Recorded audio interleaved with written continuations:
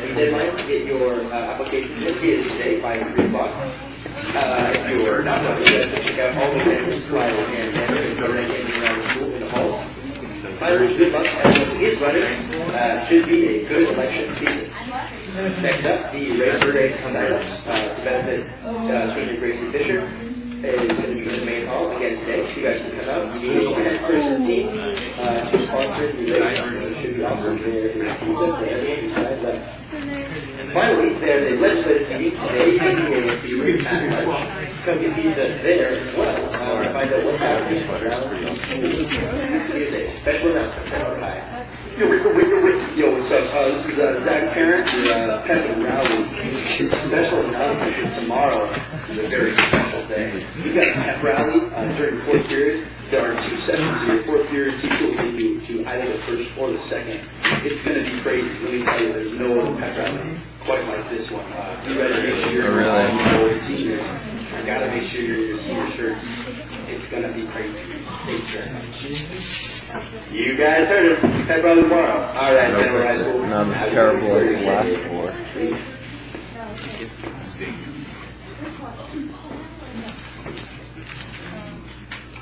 Oh yeah, we have a pep rally tomorrow. Awesome.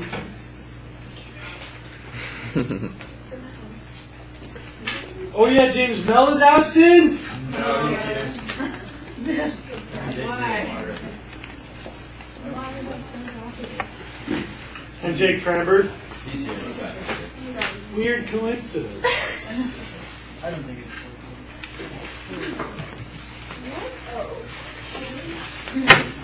Didn't I see Noah Cumry earlier today? Maybe not.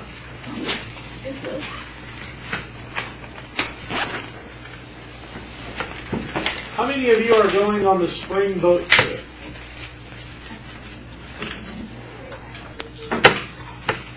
How many of you have heard that there is a spring boat trip? Okay. I think we'd go into it. I haven't really talked about it. Have you been given an application form and stuff yet? No, but we were told.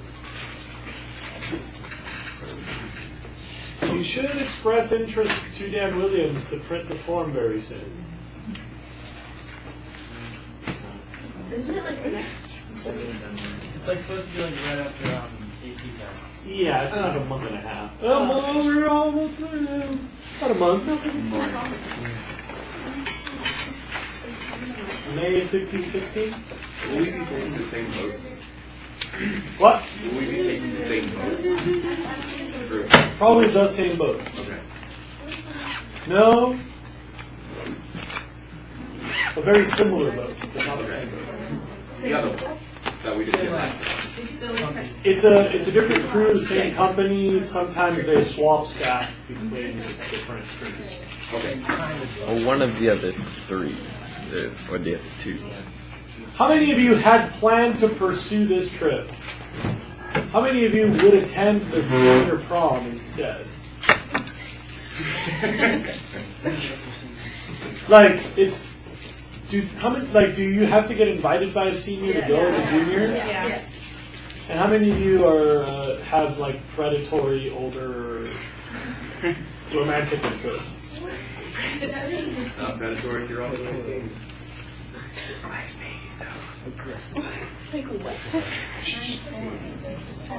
We stop there. Take out your assignment 10.3. Daisy O will stamp it. The after-school movie is at 6 p.m. tonight. And did anybody here see it last night? And was it beautiful and glorious? Yeah, I know it's short. Was it? Yeah, it was like 55 minutes. Well, apparently it's short. I didn't realize that. Well, I mean, it's shorter than like an hour and a half. So it's not an hour and a half. Go figure. Again at 6 p.m. tonight. Here's the lab prep ingredients that are due tomorrow. Sorry.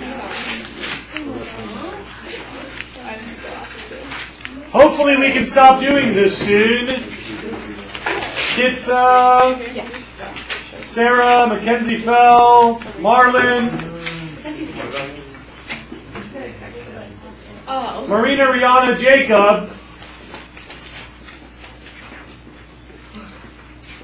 What's up, book thieves? Where's my Utopia?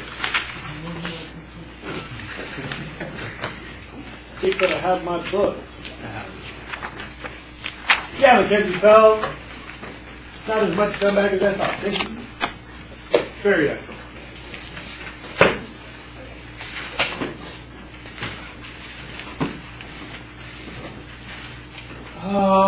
Please don't make me keep wasting time every day asking for the book.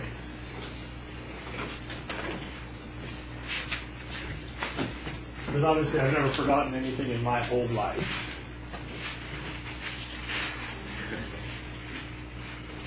So today we have to do a whole bunch of principles of geology. We got all these study goals that are all trying to make sure that we understand some basics of geology before we can talk about mining. I think we've already done a little bit in this class, right? We talked about the composition of the whole Earth. Is that possible? Yeah. Did we talk about the composition of the ocean? 3.5% salt? Yeah. Okay. That's pretty exciting.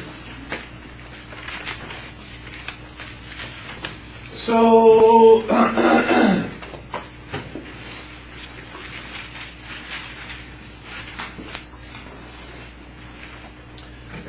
here comes a little description of life in my house.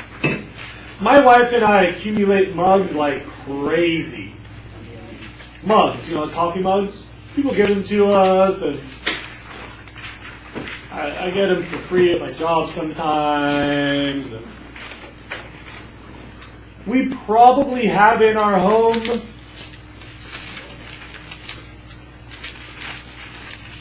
somewhere between 12 and 20 mugs. Funny thing is, I just use like 2 mugs, and my wife just uses like 2 of them. So no matter how we move around our mug shelf in the cabinet, these couple of mugs always end up on top. Does this happen at your house, just checking? You got like those old dishes that you never use behind the ones that you're always using? Alright. You may have experienced this in laundry. Like if you've got the dirty laundry that you never want to wear anyway, you never put it back in the clean. I don't know if you do this, but in my house, I wear these button-up shirts for work, and I own like 50 of them. So the theory goes, I only have to do laundry like 3 or 4 times in the school year for my school clothes, and it's like a separate batch because they get all wrinkly if I wash them with my regular clothes. So I have to wash them on a different setting with fabric softener that I don't usually use. So anyway, the button-up shirts that I don't like because they're kind of old school and I'm not into it. And by the way, I don't need those 2 sandwich. No, thank you. The shirts that are kind of old and I don't really want to wear, they just kind of like live at the bottom of my dirty laundry hamper. And like I'll dump out the hamper, and I have one of those like high-tech machines, and so like it doesn't really have a lot of space in there. So I just take all the ones that I want to wear, and it's like, oh, that one, yeah, pretty much. I don't have the space anyways. We put it back in the dirty hamper. How many of you experienced this laundry phenomenon where you have the stuff at the bottom and you never? Okay. I suppose at the bottom of my drawers that I never wear. Okay, yeah, probably the same. Yeah, there's like a whole shelf that's like old T-shirts. And like, I want to throw it out because my buddy Forrest painted that for my birthday. But I don't want to wear it because it looks like a huge coffee rag. And like, I got this like dope brand new like crisp colored T-shirt that I want to wear more. Same thing, yeah.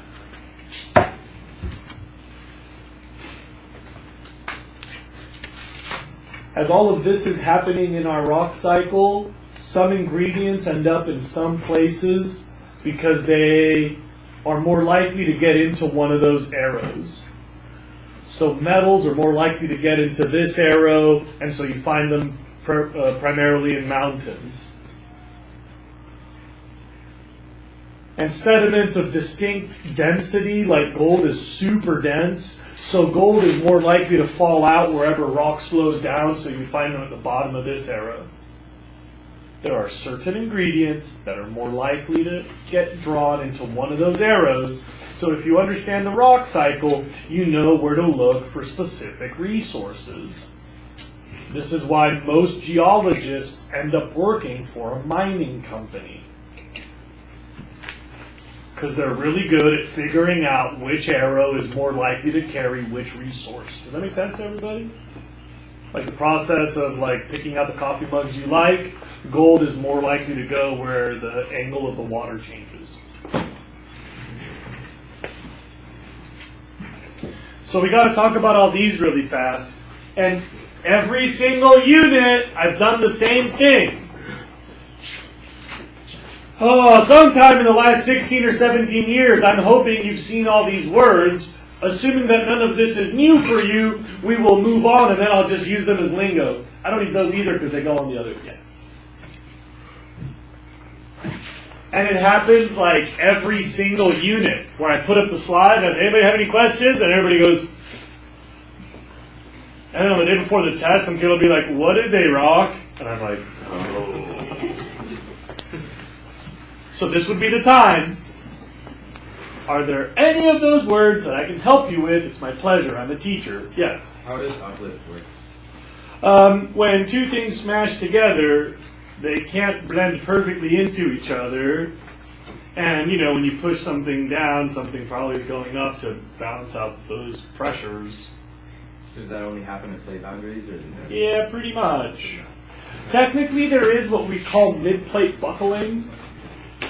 So you can imagine if you have a huge sheet of paper and you're squeezing it to both sides, you might get a little like crinkle in the middle. But 99.9% of uplift is at boundaries.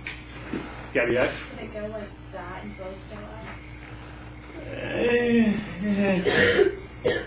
Like, there's like the overall trend, which is actually like this, subduction, abduction, or whatever you call that one.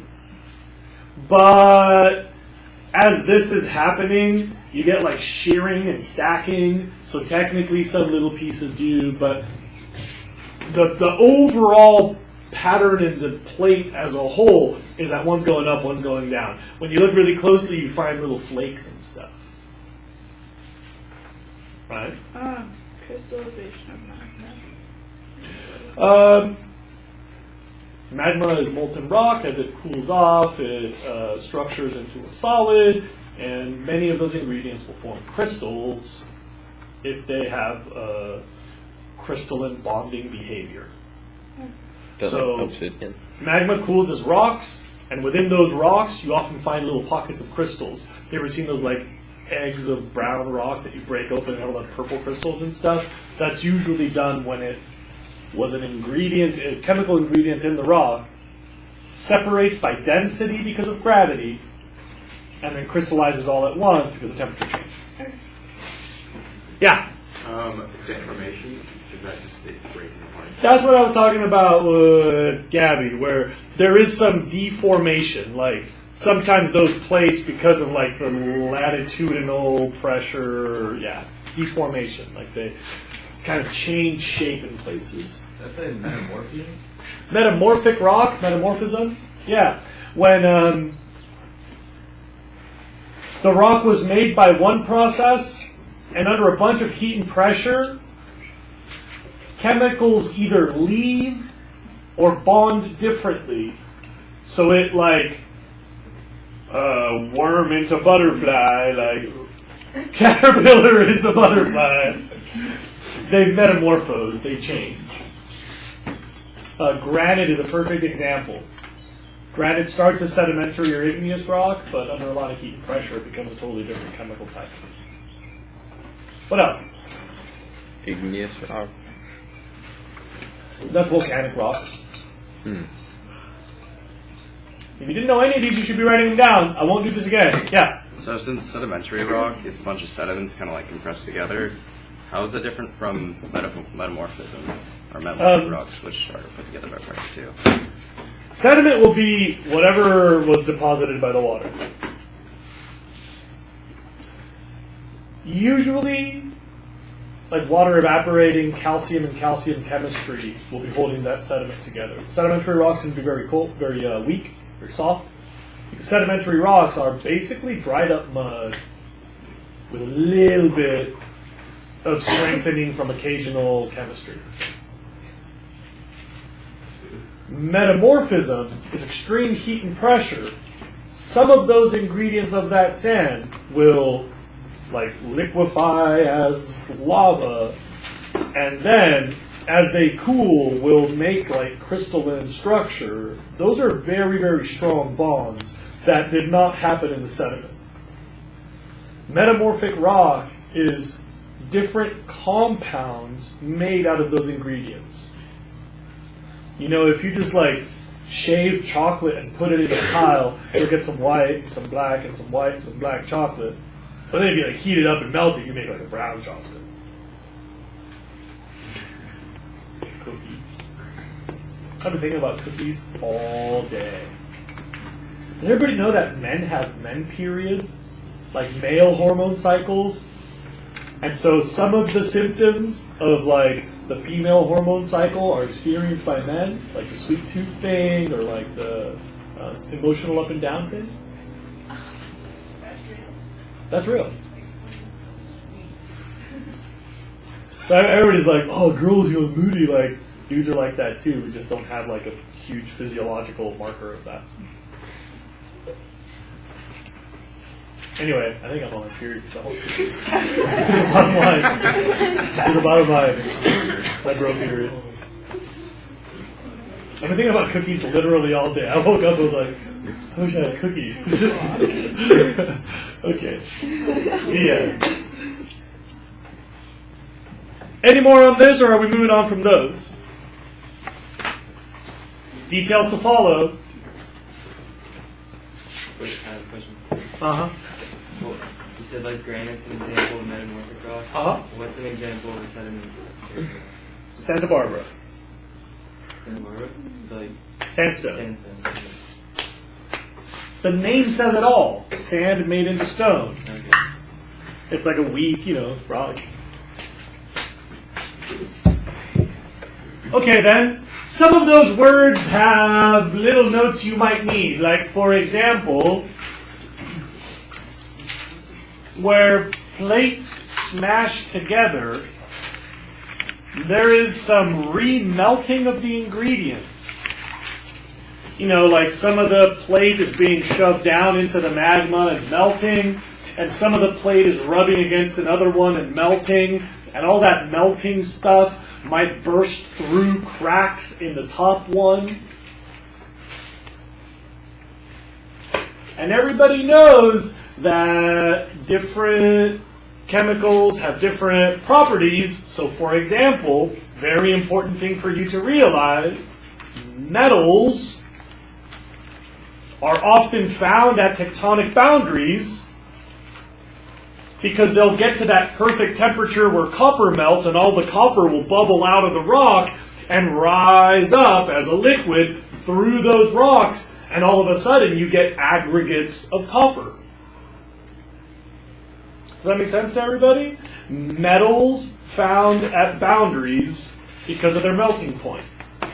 The temperature is right for all the metal to melt all of a sudden. And so all the rock is still rock, but all the metal is melting its way through. So when we want metals, we go to the mountains. You find metals at the mountains. Yeah? What? Ask. Fine. I hate it when you talk to you guys.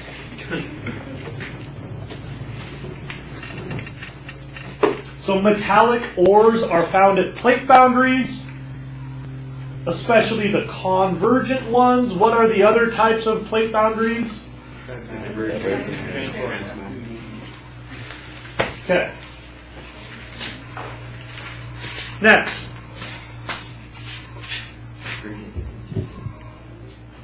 If you happen to live near one of those boundaries, you've got metals. Good luck for your economy.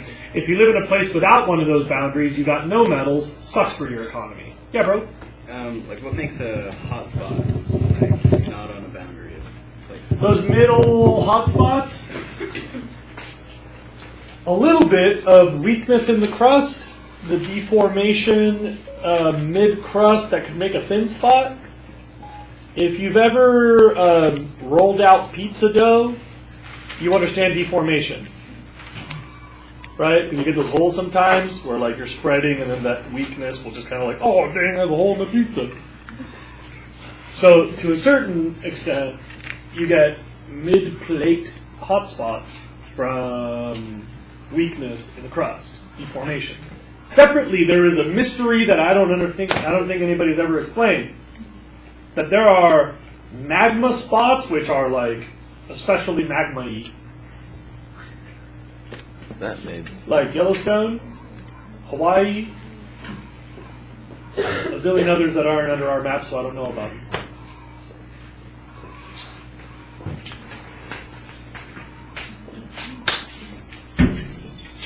Hey, Tommy, nothing locked? Yes. Wicked, bro.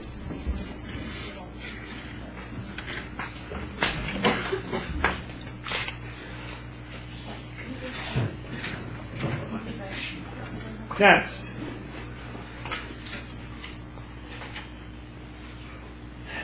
Let's see if we can do. If I say this right, everybody goes. Ah. If I say it wrong, everybody goes like.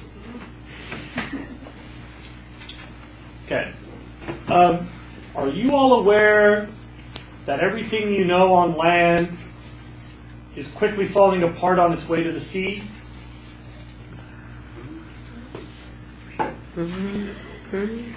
Like the rocks and the mountains and all the living things and all the non-living things.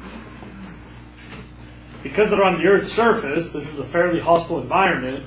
We've got temperature changes, we've got water, we've got chemistry here, and solar radiation. So the mountains are falling apart, turning to dust, and being carried by gravity and water down to the sea. There's a lot of details in that. Like when the water moves very fast, it can break things and carry them. And when the water moves very slow, it tends to deposit things and clarify. So, at the top of the mountains, remember where all the metals were? That's where all the weather happens, the wind and the rain, and we get this stuff called weathering. We'll come back to that weathering. And as you've weathered your mountain, water moving fast will carry huge stuff like school buses and mom and boulders and stuff. And they'll all get smashed together into little stuff. And as that water slows down, first the densest and then the least dense over time will settle out of that water, right?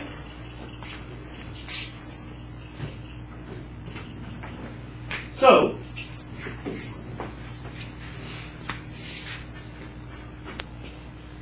weathering and sedimentation create what are called placer deposits, which is a glob of dense stuff where the water slowed down. That's a term you have to know, placer deposit. It's a type of mining called placer mining. And there's even a city in the foothills of the Sierra called Placerville. Placerville, I've never known how to pronounce it. Anybody driven through there on the way to Tahoe? Placerville, Placerville?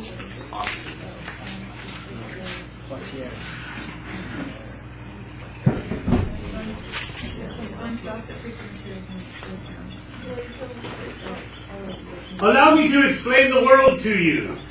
Please look over here. California has all these mountains and this big central valley. We've got these relatively young mountains that are relatively tall, that are relatively close to the ocean, where we have for thousands of years had an oncoming weather pattern that's like a giant cheese grater on those new mountains wearing them away, right? And you know, mountains are where you find metals, And because these are young, tall mountains, they've been cheese graded a lot recently in geologic terms. And that water comes tumbling out of the mountains until it slows down, hitting California Central Valley near sea level. And all that dense stuff will fall out first. And there's a very important thing that you should know. Gold is the second densest metal. I might be lying. It's one of the densest metals. I'm certainly lying. It is a very dense metal. I'll give you. It's kind of dense-ish. A little bit dense. Isn't uranium the best? Stop talking. Yeah, I think it's up there, though. Especially if they're relatively common metals, yeah. And so here's what happens. Storms cheese grater the fresh mountains. That weathering frees up metals. Gravity and water takes those out of the hills, smashing them into little pieces. And whenever that water slows down at a place where it's been slowing down for 15 or 20,000 years, you'll get 15 or 20,000 years worth of gold. They're called placer deposits. And this is why people came to the California Central Valley Sierra foothills communities to go look for gold. And why they found it. Because, you know, mountains make the gold, and then if you have an area where there's a whole bunch of weathering, because of our weather, and a whole bunch of deposition because of our geography, that's a really good target to get a ton of gold.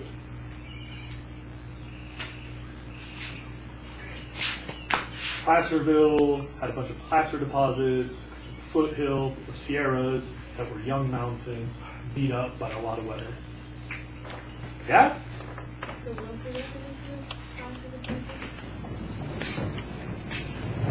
of Stuff that's more dense, I guess, like things that were carried by water and deposited due to their density.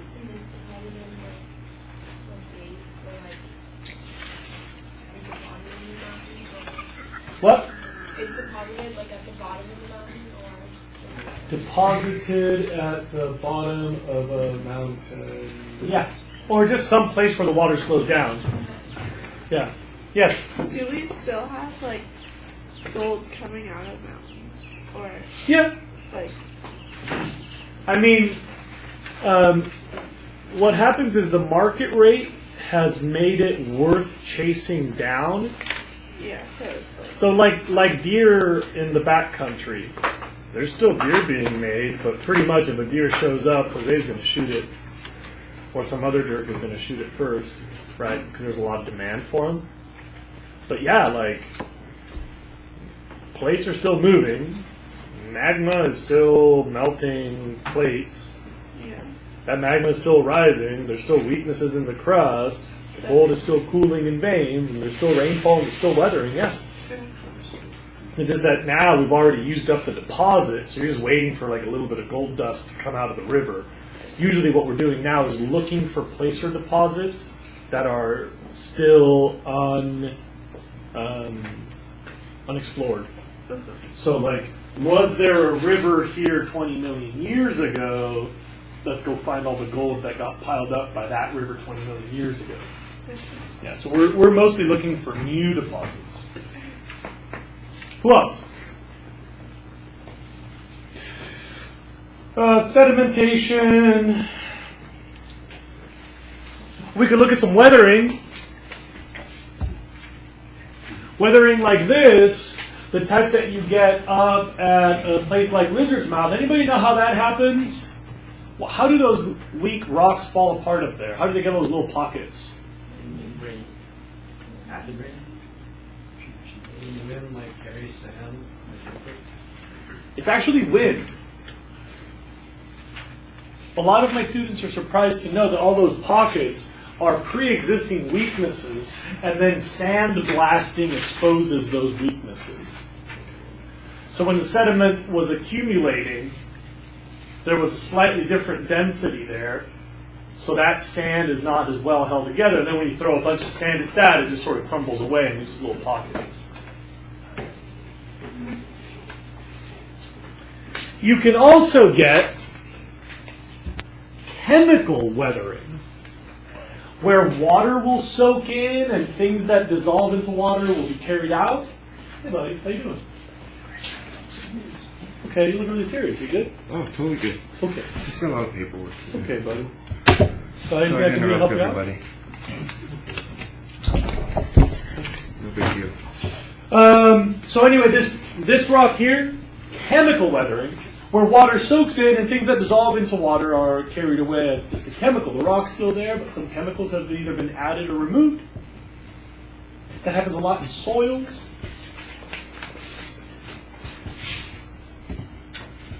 And one of my favorites, this was not in your book, you might want to write it down, freeze-thaw cycle. Freeze and thaw cycling. It's a type of weathering. It's a mechanical weathering, so this is not based on chemical change, but mechanically, a little crack will absorb water. That water will freeze, and what happens to water when it freezes? It expands, right? And so that crack will go whoop, and then when that frozen water thaws, there's nothing holding it anymore, and you get that sort of onion skin flake situation in granite.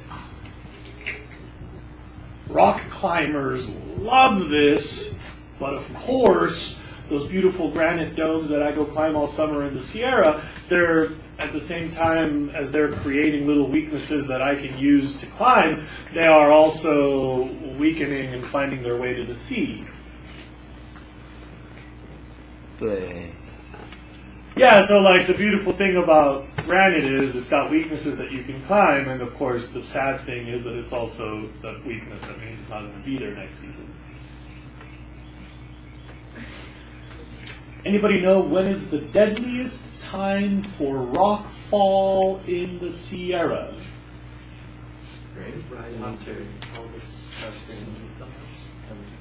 Spring, when all the ice is thawing. And this is the time of year when I'm calling all my homies because they're all moving into Yosemite for the season. So like 20 years ago or something, probably 15, 16 years ago, I call one of my best friends and I'm like, yeah, bro, let's go, yeah, okay, cool, you're going to do some tomatoes, yeah, that's some tomatoes, just see you next Friday, yeah, okay, see you next Friday. And he was calling me from a phone booth, and I know where that phone booth is. Check this out. There's like a turn at a parking lot next to a campground. So all the campers go out to the parking lot, make their phone calls, and either hitchhike or drive out or wait for the shuttle stop when the shuttles run. And I'm always nervous because the phone booth is right, like if you were to miss the turn or T-bone somebody coming out of the parking lot, you would smash into that phone booth. It's always made me nervous. Every time I use that phone booth, I'm looking at oncoming traffic or watching the traffic fighting people leaving the parking lot. So I'm talking to my homie, and I hear this sound like boom, boom, boom, boom, and silence from my homie, and like screaming and horns blasting, and I'm like, my bro got hit by the car. I knew this was going to happen. Not my homie, my best friend. Like, seriously, died on the phone. I can't do this. So I'm like, bro, dude, no, dude, seriously, say something. And that's okay. He was just going like this. Because nobody wants to face the traffic. So he had been like leaning in the phone booth looking out. There's these things called phone booths, right? Before there were cell phones. Phones were attached by wires. Yeah. Phone booth. I have dated myself. Anyway, so my homie's in the phone booth looking at the birds, and he witnessed, and I ear witnessed, the Three Brothers rock fall in Yosemite Valley. It was one of the deadliest and most significant rock fall in the history of the park, where like a huge glob of rock came loose and precipitated this like avalanche effect of granite fall on like this side, like the valley side, the Half Dome side of El Cap. And that was like, I always remember that because that happened right around now because I was calling my homie because he had just gotten there and I was going to go visit him. So it's springtime when I started making all my plans for the Sierra. And eventually he goes, "Oh yeah, bro, sorry, I just dropped the phone. You would not believe what just happened." And I'm like, "You would not believe what just happened over here. I gotta go change my pants on the back." Yeah, it was really, really sketchy. Super sketchy. Okay, rockfall spring. Freeze, thaw, cycling, weathering, evaporation. Oh yeah, evaporation.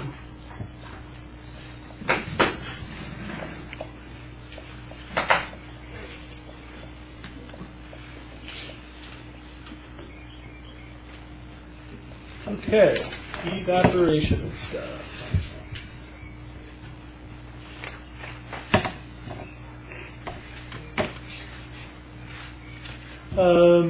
Anybody know why that's so perfectly flat? Oh yeah. What's up? Question on number 11, in weathering process, what is secondary enrichment? So, where chemical weathering carries stuff that piles up someplace else. Where you have a lot of leaching and concentration, chemical weathering, water moving stuff, things that are rare will kind of pile up someplace. So,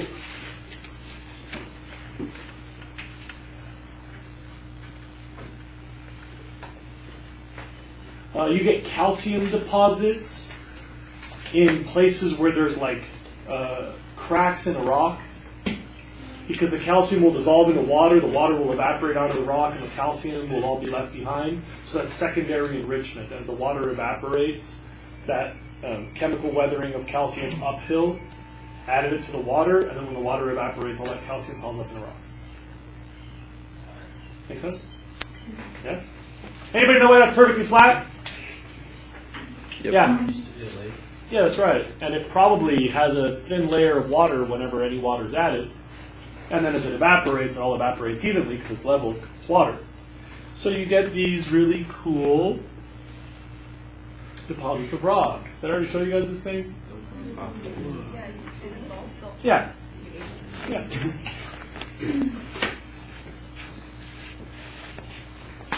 Good place to race motorcycles and whatnot. And these are such a cool story. Rock climbers love these. They're these columns of limestone that you find in like Vietnam and Thailand. And what do we call that? Southeast Asia? Southeast Asia. Cool story about how these things show up. They have these weird shapes. And check out this interesting story that combines all the geology terms plus a little biology. In nature, calcium and carbonate are removed from water by organisms that build calcium carbonate shells. Like bivalves, some mollusks, corals build calcium carbonate shells. It's actually very similar to your bone, too, so you would do the same. You do the same thing, yeah. But you do this in your blood. Okay. Calcium and carbonate dissolve out of rock separately. Calcium deposits, carbon from whatever source in water carbonate. Calcium carbonate are found in water. Calcium carbonate put together by biological processes. Then mechanical weathering in the ocean breaks up their shells, and you get this type of sand called puka sand. Anybody ever been to like the tropics, southern Mexico, Hawaii, Caribbean, Bahamas, Asian tropics, some parts of Australia? You know that really light sand? Yeah. You know what I'm talking about? It's kind of fluffy, sort of, sharp sometimes. Fluffy and sharp don't go together. It's not like dense and heavy. It's not like our sand. Ours is ground up like granite, basically. Our sand is heavy. A 5-gallon bucket of our sand is like going to break your bucket handle. but puka sand, that broken up shell. You guys notice? You know what I'm talking about? It's like really light. Puka shells. Puka shells, yeah. When I was in the 7th grade, people wore like bracelets and necklaces made of like puka shell squares with little holes in them. Yeah, my dad was Badass. Okay. Calcium carbonate bonded by living stuff gets mechanically weathered into that type of sand. That type of sand, you know, like tectonic processes, sea level changes, chemistry, will sedimentary deposit as limestone. By the way, if that tectonic plate gets heated up, metamorphism, you get marble, which is like a pressure heat concentrated limestone. That's why it's so hard, because it has survived metamorphism. But if it doesn't get metamorphosed, it might, you know, uplift, weather, chemical weathering, because all rain is slightly acidic and limestone is slightly basic. And you end up with these cool, weird limestone columns that have been formed by basically that whole list of processes I just gave you. So they're like snail caves? Sort of? They're not caves? Nothing like that. That, by the way, is a secondary stalactites and stalagmites. That is secondary enrichment. The result of chemical weathering that then aggregates into new rock. But they look like that, if that's what you meant. Yes? No, same process. Anybody want to talk number 11 anymore? Because I think I've done all those terms. All the history of all the rocks should be explained with some of those words. All right. What's the difference between a resource and a reserve? Yes? A resource is something you can extract, and a reserve is... Oh, no. Reserve is a portion of the text resource that is easily extractable. A resource is element, compounds, and minerals that are concentrated at a high enough amount that are useful to be brought or processed. Yeah, so resource is something that we want. A reserve is a glob of it that we can extract.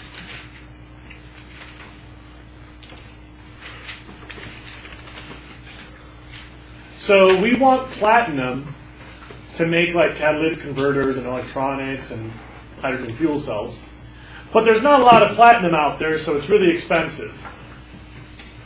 Silver is almost as expensive. No. But there's a lot of silver out there. Why is silver so expensive? Even though it's a really common resource. So you don't have a large reserve of it? There's no reserves. It doesn't get globbed up. In all those processes I mentioned in the last list in number 11, silver just like rides along. Like, oh, okay, I'll be sediment. Oh, I'll be lava. I'll be whatever. Just kind of... Nothing really aggregates silver. Silver doesn't ride one of the arrows more than another. So silver is everywhere. You want to go dig a hole, I bet you'll find a little tiny bit of silver. A totally worthless, irrelevant amount. Yeah? What about like the big silver mines in South America where like they have like the mountain of silver? So exactly, if you find one weird fluke, one strange circumstance where silver has separated, those reserves are extremely valuable. Not because it has a low resource value, there's a ton of the resource, but because it has a low reserve value, there's very few reserves of it. Make sense? Number 13, I don't really care. Number 14, oh my God. Anybody know where your president is today, or at least where he was yesterday? I'm not sure if he's still there. What, South America? Oh, Iran? nope, certainly not Iran. That would make sense, but no.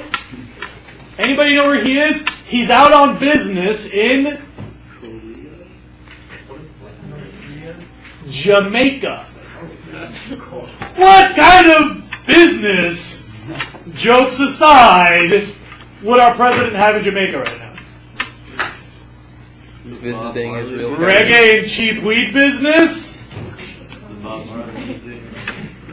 The Island Records Museum? I'm guessing they have some resource we want. They do. Smuggles Cubans. Usain Bolt. Steal them. Get ready to write down some stuff that you didn't have for number 14.